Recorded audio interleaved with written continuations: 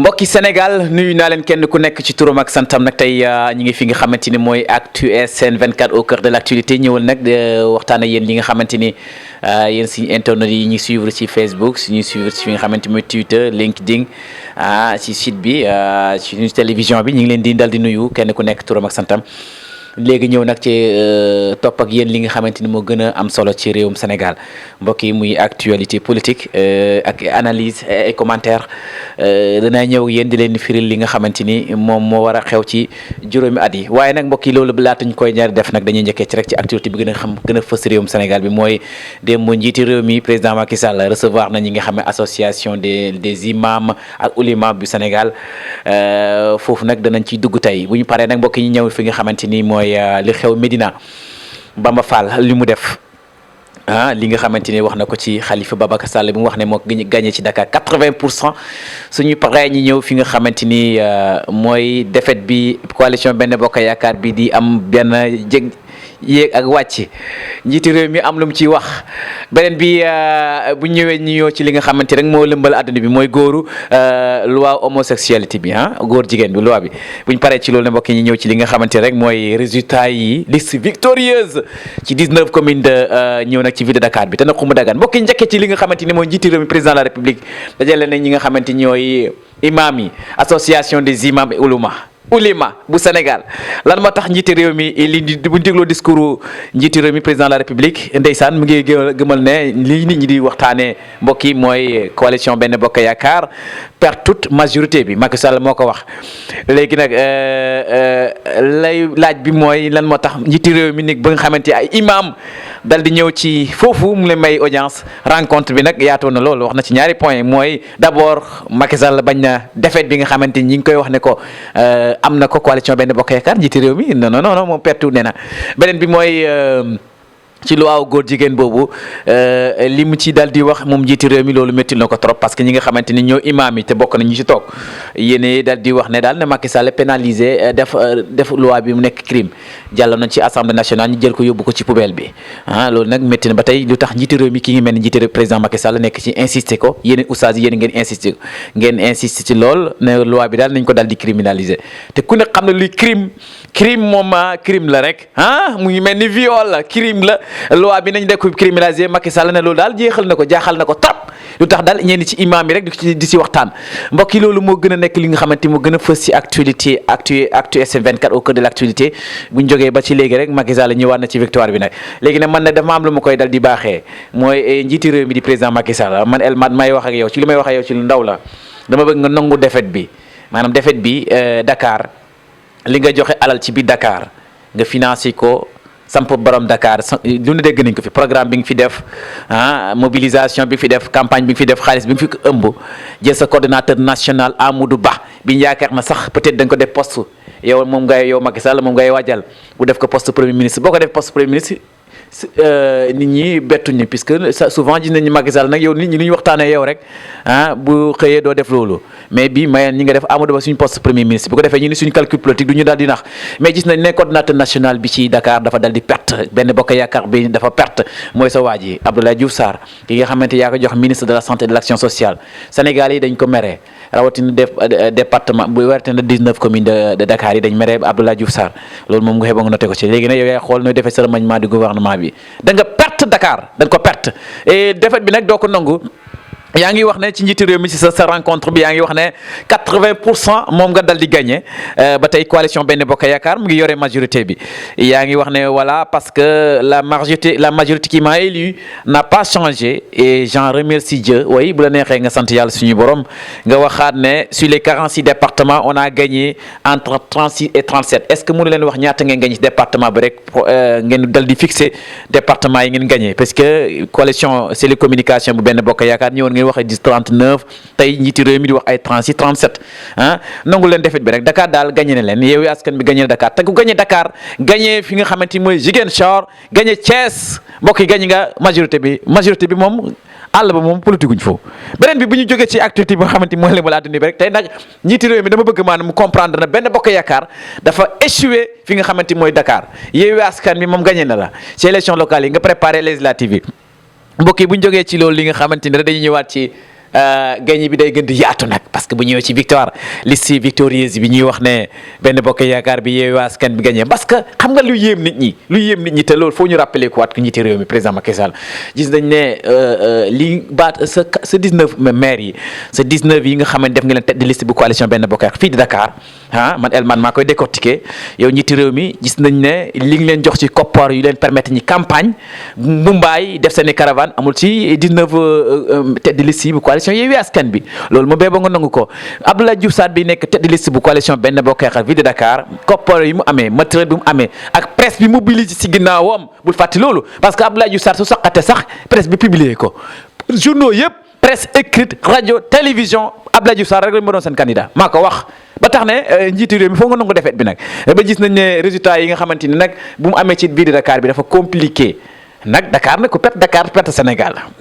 mu ne maanaam loolu moom foo xam ñu xam ko Dakar mooy capitale du Sénégal soo demee Suisse soo demee États-Unis d'Amérique boo demee Italie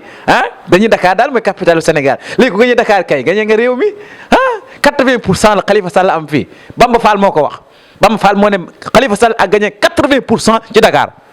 Macky Sall ne moom ci réewum Sénégal majorité bi 80% ñaar yooyu nañ ko comparé boo demee Médina coalition gëm sa bopp li ko may mu gagné maire bi rek mooy gis nañ ne ki nga xamante ni daal moom mooy Bougane Gueye Dany Barthélémy Dias moo ko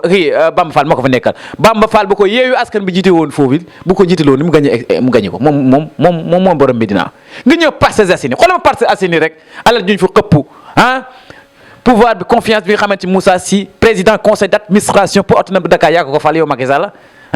mu jiit tête de liste coalition benn bokk yaakaar gisoon na ci problème bi nag waaw boo xeba ngeen lijjanti problème bi yéen waa benn bokk yaakaar seen biir yéen a xuloo yéen a xeex yéen a rayante seen biir yéen a tax seen bopp ngeen échoué yéen a fi nekkoon fii ne tout sauf Moussa Sy yéen a ko waxoon waa Parcelles Assainies moo tax muy APRS muy PIT Macky Sall booy sanctionné dóoral bu baax a baax maa la ko wax dóoral bu baax jëlal sànni ñoom ñëpp sànni leen ci géej gi dimbali la Amadou Ba moom boo ko joxee mooy nit ñi d'accord nañ ne moom daal c'est un républicain ni ko démocrate la nangam du technocrate la ku sérieux la homme d'affaires la jox ko poste premier ministre bi rek fekk ba nga jàmm jox ko Macky Sall mbokk yi bu ñëwee nag xool leen bu ñëwee nag léegi ne ci Dakar waaye Dakar moo neex waaye Dakar victoire bi Yewwi Askan bi fii kan Yewwi Askan bi man dama leen fànde Yewwi Askan bi mbokk yi ñi ngi gagné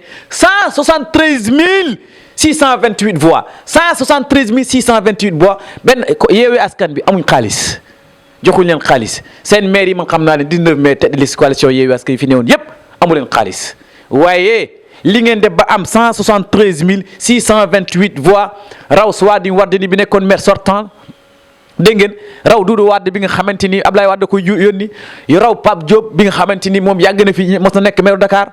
mooy man ñi jaaxal na ma Yewwi Askan bii nag Macky Sall da leen war a recevoir léegi nag beneen bi nga xamante ni mbokk yi bu ñu paree ci loolu Abdoulaye Diouf Sarr ak mooy yi nga xamante ni léegi Sénégal yi man dama xamul ban lecture la rek mooy Macky Sall war nga préparer ci 2022 bi da nga war a pousse élection législative yi poussal élection présidentielle yow yaay njiitu réew boobu dañ lay gagné de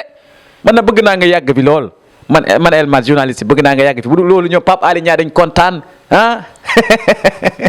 Macky Sall loolu dama bëgg yàgg fi waaye bi nga boo defee élection yi soo ko defee fi nga xamante ni moom mooy ci élection législative 2022 bi dañ lay gagné Yewwi Askan bi ñoo fi nekk parce que fi ñu toll nii askan bi dañ lay xaaj yaa ko gëm sa maama ko gëm yooyu yëpp dañ lay nax maa la ko wax man sa xarit la man El Mad maay sa xarit léegi beneen bi bu ñëwee ci actualité bi nga xamante ni mooy sujet bu am solo la dama bëgg maanaam ànd sàmm jikko yi maanaam Macky Sall xam ne waxuta ay imam waxuta ay ulema ay politiciens ngay wax ak ñi nga ànd sàmm jikko yi dañuy politique nañu wax rek nag mbokk yi parce que crime nga jël benn loi homosexualité maanaam loi góor jigéen c'est très rare maanaam benn imam dem jëli ñaari góor jigéen génne leen ko wane leen fan la góor jigéen am ci ban réew la fi am ci ban commune wax leen ma ko diggante maanaam dëkk yi fii dëkk diini yi fi nekk fii maanaam réewum Sénégal na ma imam rek na ma diw ak diw góor jigéen la wax leen ko yéen li ngeen loi bi ngeen bëgg a criminaliser ñi criminaliser ko l'Assemblée nationale buñ ko mënuñ ko comparer ak viol bi ñuy wax ne Ousmane Sonko Adji Sarr di ko wax ñi ne violé ni ku violé war a fay tey 5 ans mënu leen ko méngale ak homosexualité mënu leen ko loolu mooy mbokk yi loolu mooy les faits parce que ki nga xamante ne violé ne mën nañu wax ne mën nañu yóbbu ne kii moo violé ak ku ñu violé mu ngi nii mais ñaan ñi nekk def yëfi góor jigéen mu mën leen ko wane leen ko da ngeen di alerter say réewum Sénégal duñ ko fi wote ñun dañ gëm yàlla yonent bi sallallahu alayhi wa sallam jullit lañ fii góor jigéen du fi nee de góor jigéen léegi dimbali leen réew mi ngeen fexe yeneen problème ngeen teg ko ci taabal bi problème Sénégal yi bëri nañ waaye du problème góor jigéen la sàmm jikko yi yàqu nañ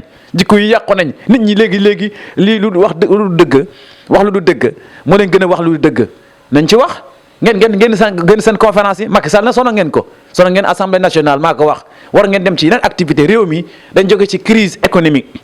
moom jiitu réew mi téye na réewum Sénégal def li nga xamante ni du moytu jàngoro jooju du tuddee Covid 19 confinement bi am na fi ak réewum Sénégal nu mu nekkee ndoolee ñi téye nit ñi liggéeyuwuñ te amul lu mu leen jox loolu ginnaaw bu Covid 19 bi weesoo dafay am jafe-jafe yoo xamante ni feeñ na loolu na bokk na ci Abdoulaye Diouf Sarr bi nekk tête de liste parce que foofu Macky Sall dafa def mauvais choix président de la République Macky Sall dafa nga def mauvais choix dans la mesure où Abdoulaye Diouf Sarr bi nga jox ministre de la santé et de l'action sociale Sénégal yi mere ko lool parce que moo jiite santé bi te nu mu gérer gestion Covid 19 bi baaxul maa ko wax ba pare nga bëgg ko teg tête de liste coalition benn bokk ya ba Dakar am nga sens boo ko defoon coordonnateur national APR sax dañ koy gagné dégg nga waxuma nga jox ko ville de Dakar ñi nag ñi ñooy borom Dakar ñi ñooy capitale du Sénégal ñi suñu waxee non Abdoulaye Diouf Sarr xam nga Sénégal yi wax ne non mii fii mooy capitale bi ba tax ne loolu mu nekk lu xamante ni ñiy wax ne Sénégalais yi jarul rassemblement imaam yi di dajale ne nañ def rassemblement pour waaye affaire góor jigéen du fi am fii kenn du ko fi def bu muñ fa gis góor jigéen da nga xam ñin ba góor jigéen duñ ko fi criminaliser bala nga ko criminaliser quartier ñoo ko fi criminaliser xale góor yi nekk ci réew mi fi ñu toll nii xam nga nit bu sàccee nit bu fekkee dafa sàcc balay génn quartier bi jeunesse bi dal di régler ko bala dañ ko mbugal ba mu bëgg a dee ñu soog da ko yóbbu police bëri na fi ñaati doomu aadama ñooy jël alalu jàmbur ñu jàpp ko régler ko fi ñu gisee góor jigéen lañ ko lijjante donc bon yéen ulama yooyu ay imam yooyu association sàmm jikko yi man ànd naa Macky Sall ànd naa moom dans la mesure où ngeen bàyyi ko tout tranquille mu gouverner ay affaire de rassemblement di sonal nit ñi fii moom def na mauvais choix parce que moom moo jëloon moom Macky Sall moo def erreur bu rëy waaw moo def erreur bu rëy parce que ñi mu tànn ci politique xamoon na parce que moo tëgg loi bi code électoral bi ku jiite liste bi rek nekk maire yaa ko def xam nga ne loolu mooy sa njaboot bi leen tasaaroo liste parallèle li yàqal nañ la ñu maire am na ñi nga xamante ni xam naa leen fii ni ci 19 communes yi du ma leen weer nag ñi nga xamante ni yow Macky Sall yow dañ la mere parce que da nga jël ñi nga xamante ni liggéeyul teg ci ñi nga xamante ni bàyyi leen liggéey loolu duñ ko neex na joxoo leen dara nag joxoo leen dara da nga leen bàyyi leen rek kii mu jiite te ñoom xam nga ni buñ jiitee duñu gagné élection yi ci mel ni Grand Yoff li ci mel ni Médina sax tane na parce que tenewul sax parce que da doon moom kooku Cheikh Ahmed Tidiane Ba xaalis rek la doon politiquer waaye amul lu xamante ni def na ko ba war a dara Médina ba mooy ba tax Bamba Fall war na ko waa Médina waay Médina ñi nekk dëkk Médina yu góor ak jigéen ak mag ndaw war na ne Bamba Fall lañ bëgg ko Cheikh Ahmed Tidiane Ba affaire yi du xaalis affaire yi maanaam considération la ni jox ci nit ñi du ñu ay animaux du ñu tabaski du ñu korité du ñu fedd du tam xarit ba leen di jëndali comme nu leen neex watal ma fu ñu toll nii nag sanction bi ma lay wax ne yow njiiti réew mi Macky Sall mooy sanctionnel tuuti nag sanctionnel lu ndaw bul mere gars yi loolu moom nañ comprendre rek Covid 19 bi dama yërëm nag ñu nga nar a sanctionné réew mi nag ci juróomi at yi ñu toll nii nag dana xaw a nekk métti nag parce que yu fekkee ne yéen yeewu askan bi yéen a yore communes yi Macky Sall bu mu deflante yéen li mu doon defal yeneen maire yi fi nekk ville de Dakar yi mu doon defal maire yi nekk fi jiite ci quoi benn bokk yaakaar da leen jàppale parce que bu fekkente day defante Macky Sall day defante ak Barthélémy Dias ñi day sonn de dañu sonn lu ñuy mel ni waa Cambérène dossier Cambérène naa ci ñëw waaye pour le moment nii damay wax problème mu Sénégal yi ci discours président Macky Sall bi mu dajalee association bi ak actualité bi def feuse dama bëgg Macky Sall yow nga nangu ne da yeewu askan bi gagné na la te nga nangu ko bu leen ko minimiser lan mooy ay man gagné 80% majorité yow nga nekk njiiti réew mi ne yow Macky Sall président de la République faa naa la trop sa choix bi nga def moo choix bu baaxul ñu la conseillé teg si 19 tête de liste yi ñoo la rey ñooñu nag war nañ xam sa bopp bu ñu la conseillé te jël leen sànni leen fee ci géej gi nga xool na ngay doxalee dégg nga waaye nangul ne Khalifa Sall gagné na la te léegi nag nga dimbale ngir yàlla nga yéeg nga bàyyi Khalifa Sall mu nekk démocrate yow yaay wax ne ci France 24 doo def mukk lu xamante ni daal day rey démocratie day anticonstitution yow yaa ko waxoon léegi la fekk nga téye Khalifa Sall téye Ousmane Sonko day rey démocratie de bàyyil ne léegi Khalifa moom gars yi politique nañ ko Macky Sall dimbale bàyyi doomu jàmbur yi nga baleen bu ko defee nag yow nga buxante Khalifa ak Ousmane Sonko ngay def démocratie nga dimbale nag Barthélémy Dias soo ko dimbalu ci ville de Dakar ñi dañ sonn su mel ni Cambérène yi ci mel ni yenn communes yi ñi Dakar la ñu wéeru suñuy ay CM dégg nga te xale yi dañu war a jàng am yërmande bu fekkee ne léegi fi juróomi at yi Macky Sall dimbale ñu ngir yàlla juróomi at yi bul ci def règlement de compte bu fi def règlement de compte nit ñi dañu war seen xol yi fa war a sedd neex mbokk yi nii rek laa ko topp ak yéen ci Actu SN TV ci suñu réseaux sociaux yi ñëw ak leen li nga xamante ni mu gën a fës ci réewum Sénégal mbokk yi di leen fàttaliku li nga xamante rek mooy élection locale yi 2022 yi togg nañ ko ci jàmm am na ndam Yewwi Askan Wi moo am ndam Benno Bokk Yaakaar dañ ko gagné Macky Sall yow mi nekk tête de liste maanaam nekk président de la coalition Benno Bokk Yaakaar reconnaître ne gagné nañ la ku la gagné Dakar gagné la Ziguinchor gagné la Thiès gagné na la Benno Bokk Yaakaar bu fekkee dafa gagné Fouta Matam gañe ay Tataguine ay mbuur yooyu yëpp yooyu jaru ko yooyu jaru xoñamal gars yi gañe nañ la Macky Sall nangu ko nangul loolu nangul na gañe nañ la te nag beneen mu imaam yi na ngeen bàyyi tout tranquille Macky Sall bàyyi leen ko munuñ ko gañe ba pare ngeen bëgg ko di ko calculer ci ay homosexualité xaar leen ba ma ñëwaat ba nga xam lépp dëgg la merci beaucoup